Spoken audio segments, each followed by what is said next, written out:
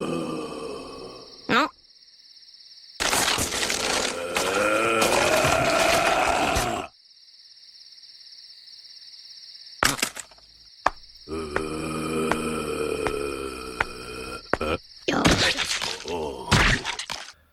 off the non-engine, we have 3 Ash Blossom and Joyous Spring, 3 Molcharmy Foolos, 1 Nibiru, 3 Infinite Impermanence, and 3 Dominus Purge.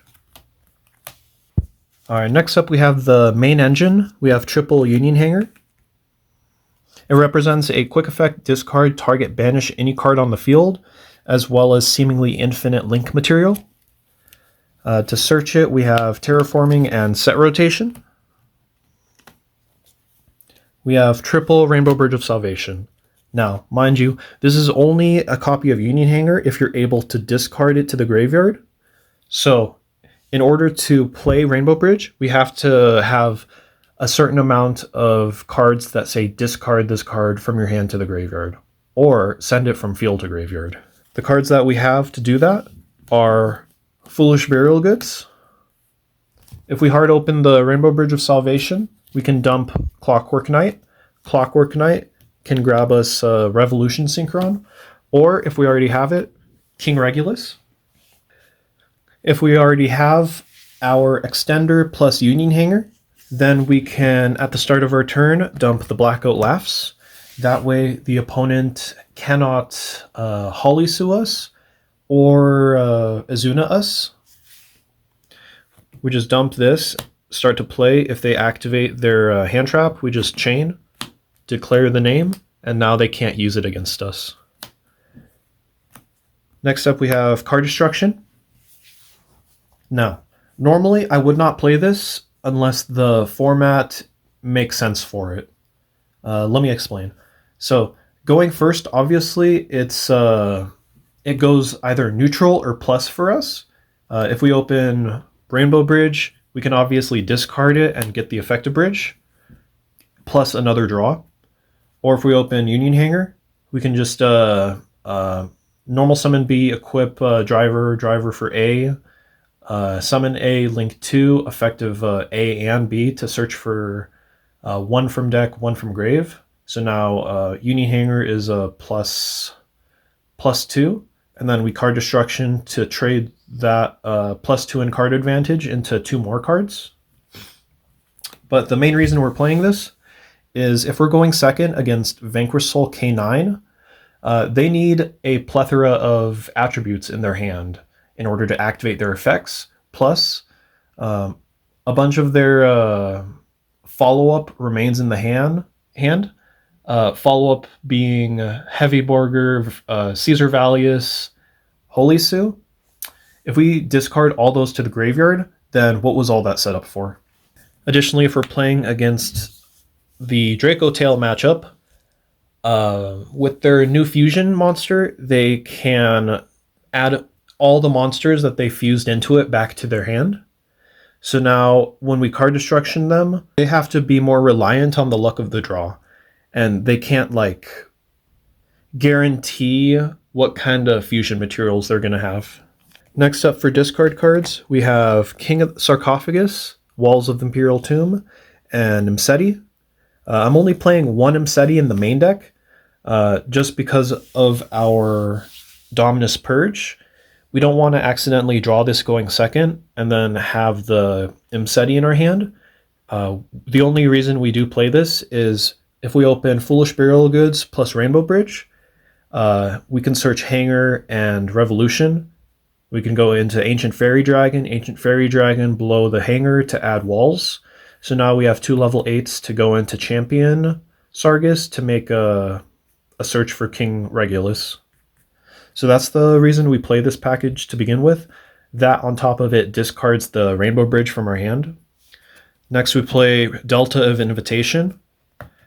Now, this can dump the Golden Lord. And now if we have the Rainbow Bridge, we can simply set it to the field, use Golden Lord's effect, send it to the graveyard, add himself back, and then special summon. And Delta represents 3 bodies worth of link material.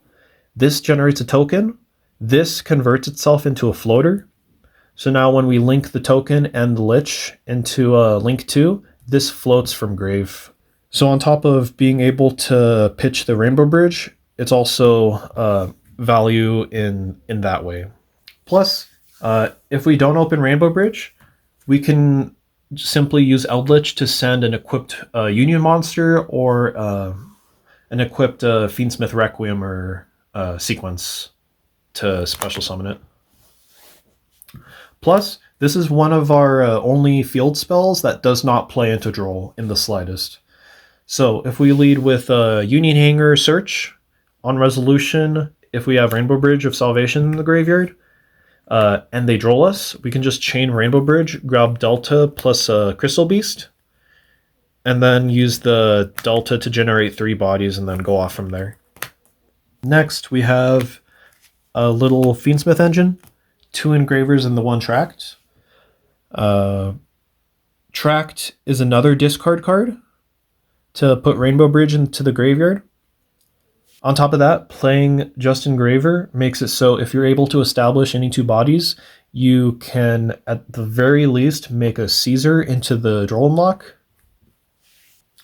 And then some Hate for Fools, Cross Out and Called By. We have 2 more Light Fiends to pair with the Fiendsmith engine. And we have Duamatef and Sapphire Pegasus. If you look closely, they're both beast monsters. What does that mean exactly?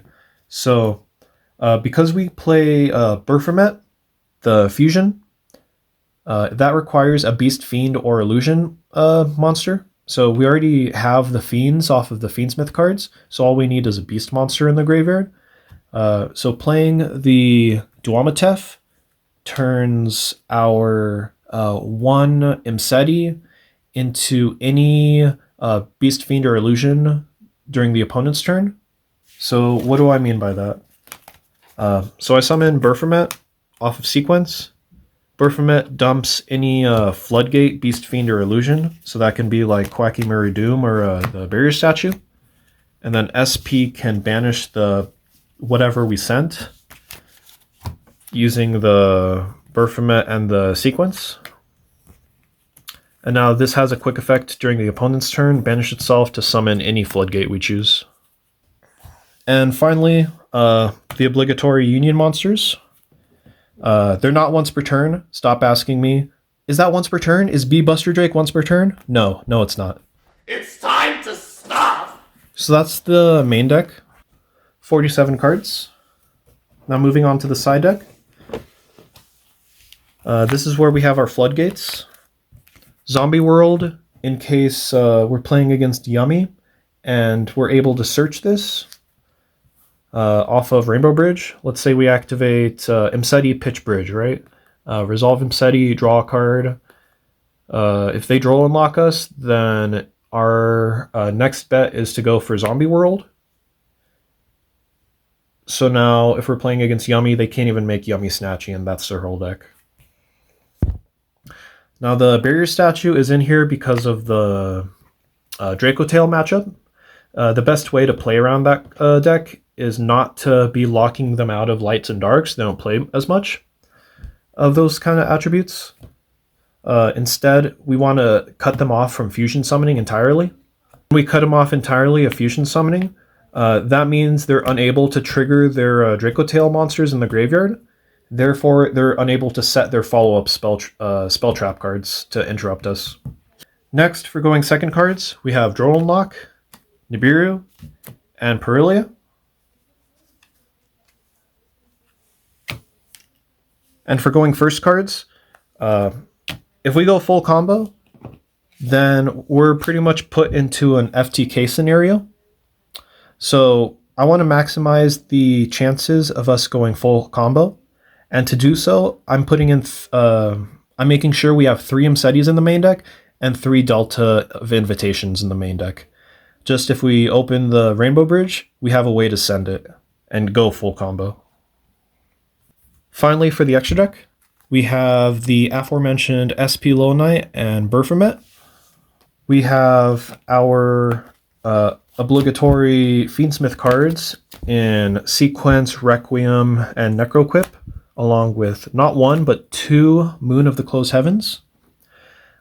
We play the second one in case we get Nibiru'd on the first one, or if the first one turns into Requiem, and then Requiem gets met with an Ash.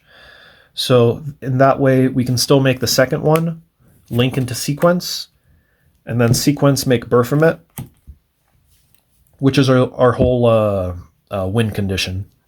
Next, we have Clara and Ruska. Going second post-side, we're going to be having 24 hand traps, up to 24 hand traps in our deck.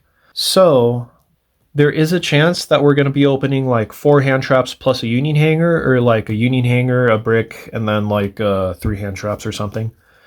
So we're going to want to turn that Union Hanger into a full combo, and the only way to do so is by playing Clara and Ruska in the extra. Next, we have Gigantic Champion Sargus. Searches King Regulus if we open the Imseti stuff. We have the Fallen Angel for the Eldritch. We have the Ancient Fairy for the Revolution Synchron. We have DDD High Wave King Caesar because we can make it pretty easily with the Fiendsmith stuff. We have Baguska. Now, if you notice, I used to play Doom in the main deck. That was because if they draw unlock us, I want to be able to summon Doom on the opponent's turn. But because not as many people are playing draw unlock, because frankly it's just incorrect to play it in the main deck as a going second card.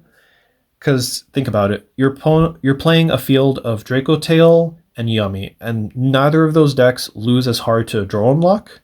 Like, the only reason you'd play it is for the K9 matchup. Instead of sending the Doom and having another brick in our main deck, I'm opting to make Baguska, link it off, banish it with SP, and then during the opponent's turn, I'm going to summon it with the Baphomet. I don't want to leave it on the board by the time I pass my turn, because me summoning this inherently shuts off the King Regulus and all my other forms of interaction. So my strategy is to burn all as much interaction as I can, and then when they're on their last leg, I use Baphomet to summon the Baguska. Plus, it plays around like Droplet and Dark Ruler if I do it like that. Like on resolution to Droplet, then I will summon the Baguska, because I know that card's once per turn. And then next up, we have Cross Sheep.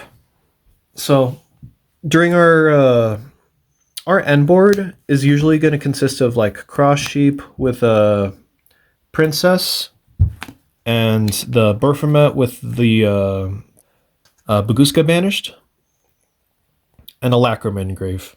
So when we use Lacrima, shuffle itself back to summon back the Requiem, we can trigger Cross Sheep to summon a level 4 or lower from grave. So that can either be the Quacky Miru, it can be the Barrier Statue, and then we can also chain the Baphomet to summon the Baguska.